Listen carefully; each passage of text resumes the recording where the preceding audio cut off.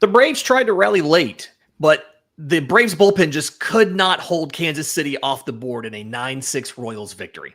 Let's talk about it. This is the Braves Postcast, your instant game reaction for the Atlanta Braves.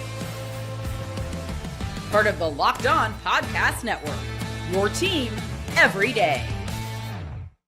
Yes, welcome on into the Braves Postcast, part of Locked On Sports Atlanta, where we cover your Atlanta sports teams each and every day. I'm your host, Lindsay Crosby, author of the Braves Today newsletter over at bravestoday.com. You can follow me on social media at Crosby Baseball.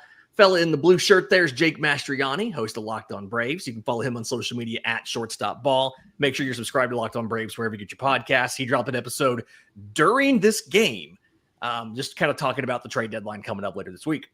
All right, Jake, so Braves dropped this one 9-6. We're going to get to Ronald Acuna Jr. leaving the game. It doesn't really look like it was that serious, so I didn't want to lead with that. I think we need to talk about the pitching here. We saw the debut of Erick Fedde, 4 2/3, 4 runs on 5 hits. And then after him, it felt like Atlanta just could not find an effective reliever out of the bullpen. And they narrowed it down to a 1-run deficit in the 6th and then turned around and gave up 5 runs in the bottom half. Yeah, look, the bullpen's not good, but I think it's a combination of starters aren't going deep into the games. So you're having to use your 6th, 7th, 8th best starters just to try to get to the back end of games. Yeah. And unfortunately, by the time you get to that point, they've already given up 3, 4, 5 runs. And it's just where the Braves pitching staff is right now. I mean, this Braves bullpen, it looked fine when you had Sell and Schwellenbach consistently going 6, 7 innings. Yeah. But when you're trying to cover 4 or 5 innings a night from this group, it's just really kind of exposed this bullpen. I think is what the injuries to the starting rotation have done. It's exposed a bullpen that really wasn't good to begin with, but because your starters were so good and you only had to really worry about using a Dylan Lee and a Pierce Johnson and a Raisel Iglesias, when he's been throwing the ball well, it really kind of covered up the weaknesses in the back end of this bullpen. But now you're having to count on an Enyel De Los Santos and a Rafael Montero and Aaron Bummer just to bridge the gap to the back end of games. And those guys just aren't that good. Maybe Aaron Bummer, I know he had a rough night tonight. He's probably the one I trust the most out of that, but he never really seems to get it done. I also think part of it is too that I think it just feels like it. They're legitimately just throwing these guys out there to try to give them some sort of audition in case anybody sees something that they want to trade for. Yeah. Like Bummer, De Los Santos, Montero. You could get all of them gone tomorrow, and I wouldn't bat an eye. But I think that's part of it too, because otherwise I don't know why you're using Montero every other day is what it feels like right now, sometimes every day. But that's the only other explanation I can find for it is they're hoping that they have a great outing, and that one outing, some other GM sees that and says, oh, maybe we'll trade for that. I continue to be insistent that Rafael Montero's roster spot is going to be the one that's taken away on Thursday to activate Carlos Carrasco, add him to the 40-man roster. I wanted to pull just for fun because I enjoy doing these kind of things to myself. I pulled the ERA for every Braves pitcher since the All-Star break. Pierce Johnson has a 180 in 5 appearances in 5 innings, 1 run on 2 hits, no walks, 6 strikeouts. Outside of that, your next best reliever ERA, if we're not counting Luke Williams, because he pitched 1 total inning, is Dylan Lee at a 4.15. And it's just like, to your point, they're having to throw these guys so much. I mean, De Los Santos, 13.50, 4 2/3 innings, 9 runs, 7 earned. Rafael Montero, Wander Suero, Aaron Bummer's at a 12.27 since the All-Star break across 3 2/3 innings, 5 runs on 8 hits. And I think to your point, they're having to use these guys so much more. And that's why we're seeing this. This was probably the real talent level of the Braves bullpen all season. And you covered it up quite a bit. Backing up a little bit in the game, though, the debut of Erick Fedde, he actually led this game in swings and misses. Like, he got more whiffs than Seth Lugo did, which is not really something I saw coming in when you consider that Seth Lugo was the runner-up for Cy Young last year. I don't quite think I saw that happening. And another Braves, like seemingly Braves adjustment, we saw them do this with Joey Wentz. He went heavy on the cutter. 36% cutter. He threw it more than his sinker, more than his sweeper. And that's not really the usage that you would expect from a sinker slider guy. But it seemed to be somewhat effective. 3 whiffs on it. The average exit velocity off the cutter was only 80 miles an hour. Is there potentially something here or no? No.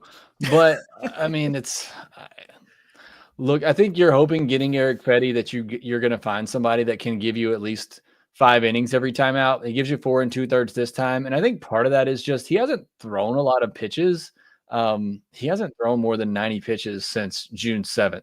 And in his last 3 outings with the Cardinals, he threw 53, 64, and 62 pitches. And so they stopped him at 78 today.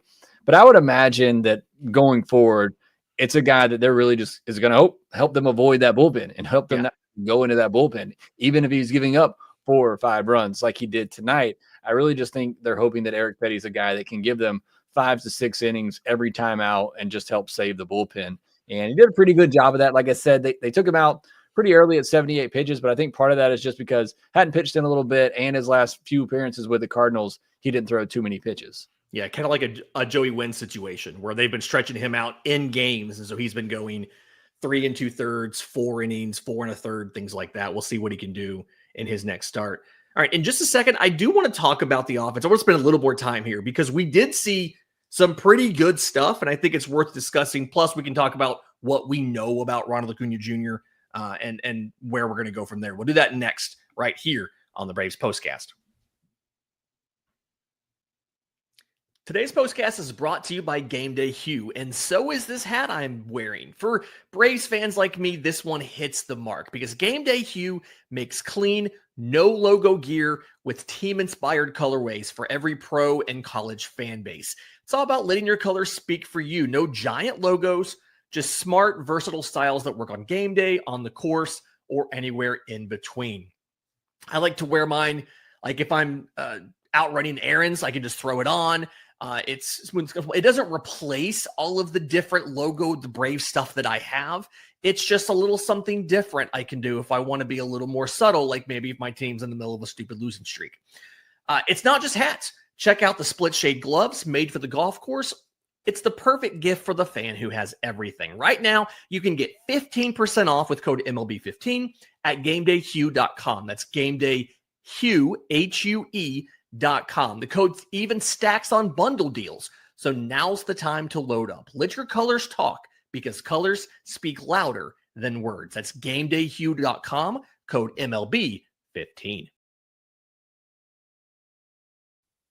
This is absolutely my fault. I jinxed it when we first started on here, and I said, the Ronald leaving this game with right Achilles tightness looked to be kind of precautionary, so we're going to kind of wait to mention it until the second thing. We just got the alert from Mark Bowman and David O'Brien. The Braves beat, that those two guys are the beat now, that Ronald Acuna Jr. is going on the 10-day injured list with that right Achilles tightness.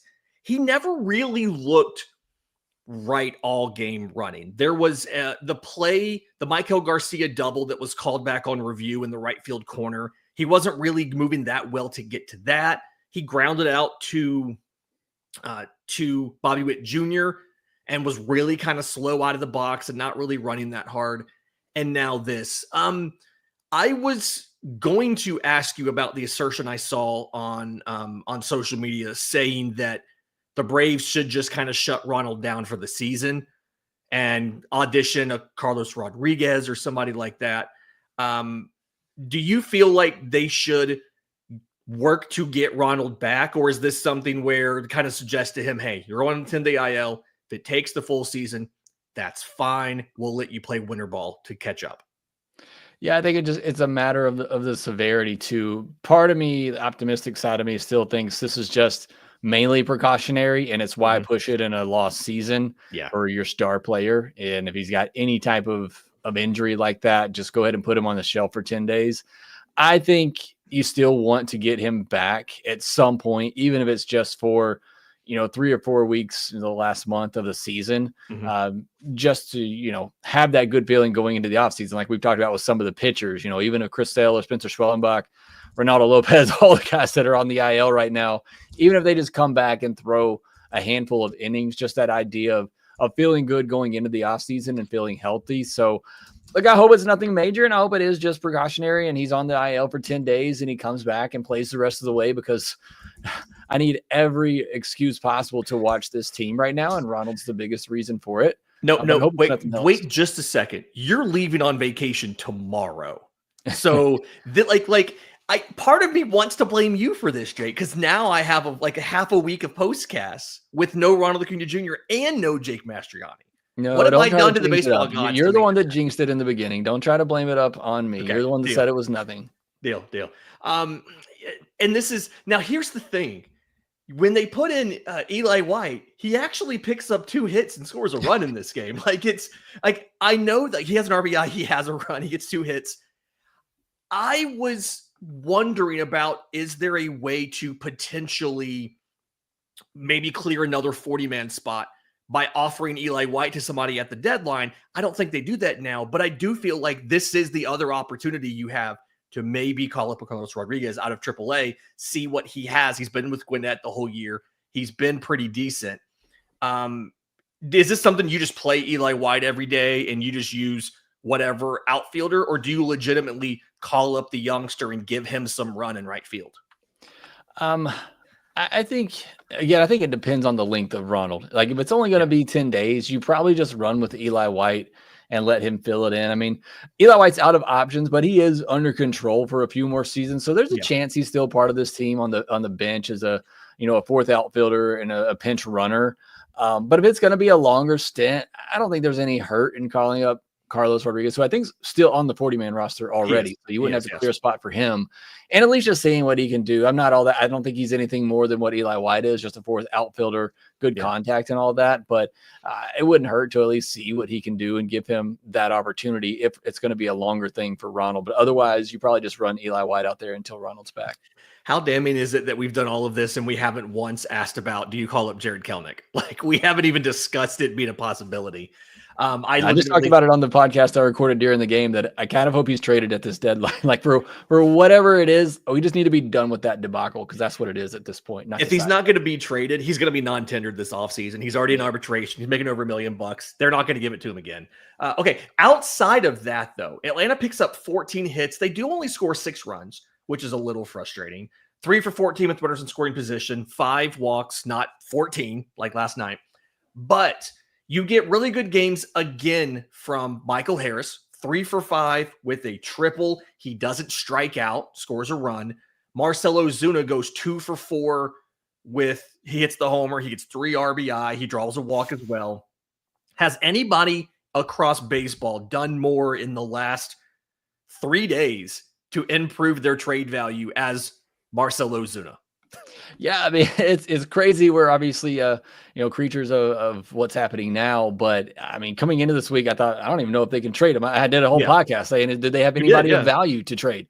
And after 2 games, it's like, man, he might be the hottest name on the trade market right now. We might get a top 100 prospect. I don't think that's going to happen, but I think it does at least help a little bit. I think it's got to for anybody that was, even desiring a guy that can only be in the DH spot, that maybe he actually does get moved now. So certainly can't hurt. Good for Ozuna. And I think for the Braves too, just play him the rest of the way now, at least to the next couple of days, I guess just the next day now, and hope that this continues and some team kind of buys on that. I thought one of the positives too, I don't like the 2 strikeouts from Riley, but 2 balls hit at 108 tonight and a hit. I think that's encouraging after the night he had before. Everybody in the lineup had a hit except for Acuna and Nick Allen, and they both at least walked in this one. So every starter reached base in this game. I mean, the offense wasn't the problem, and the offense, since the All-Star break has been good for the most part, and they continue that tonight. It's just now they're hitting, but they don't have any pitching to back it up. It's just kind of the 2025 season.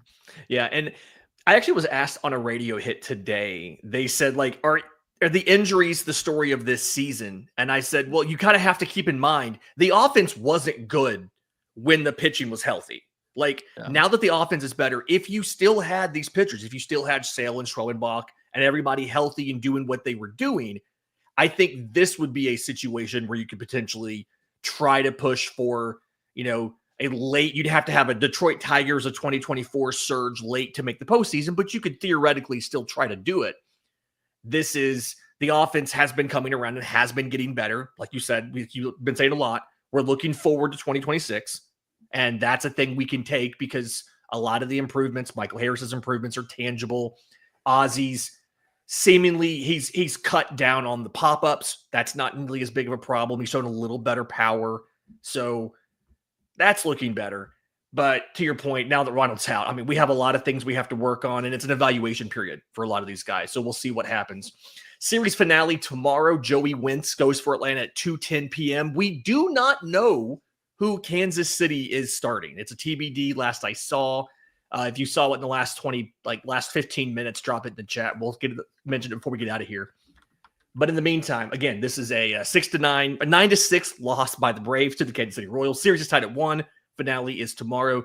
Do us a favor. If you're listening on audio, leave a 5-star review, Apple, Spotify, YouTube Music.